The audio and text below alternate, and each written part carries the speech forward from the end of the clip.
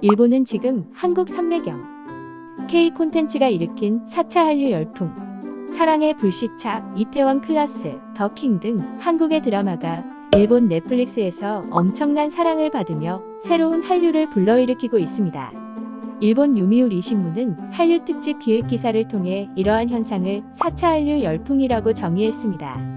그동안 드라마 겨울연가로 시작된 1차 한류, K-팝으로 촉발된 2차 한류, 한국 문화 전반에 대한 3차 한류가 있었으며 이번에는 한국 영화 및 드라마로 인해 네 번째 한류 붐이 일어났다는 것입니다.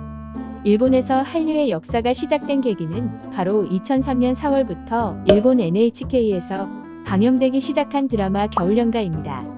이 드라마의 남자 주인공이었던 배용준이 일본 중년 여성들에게 큰 인기를 얻으면서 이른바 윤사마 붐이 일본을 크게 휩쓸었습니다.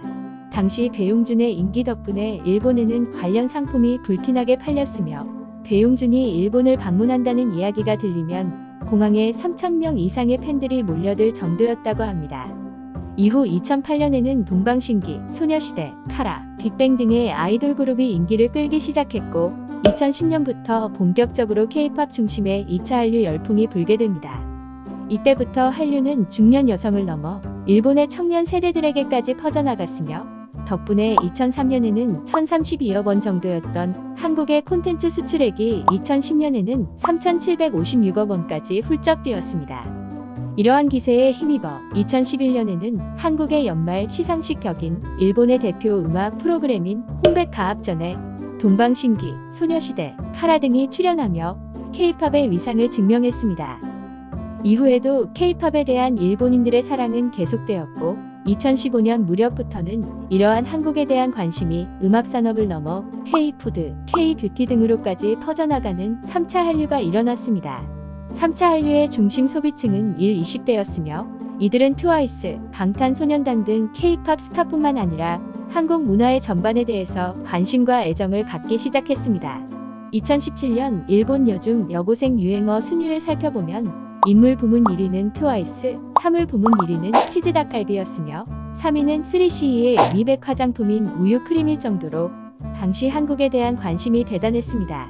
여고생들 사이에서는 메신저와 SNS상에서 한글을 사용하는 것이 유행이었으며 한국 패션과 화장품에 큰 관심을 갖고 직접 한국에 여행을 오는 여고생들도 있었습니다. 2017년 한국을 찾는 일본인은 약 6,000명에 달했는데 이는 2008년과 비교했을 때 무려 20배 가까이 증가한 수치였다고 합니다. 남학생들 사이에서는 남자와 얼짱의 합성어인 남얼 현상이 유행하였는데 이는 한국의 남성 아이돌 멤버처럼 꾸민 자신의 모습을 셀카로 찍어 SNS에 올리는 것을 말합니다.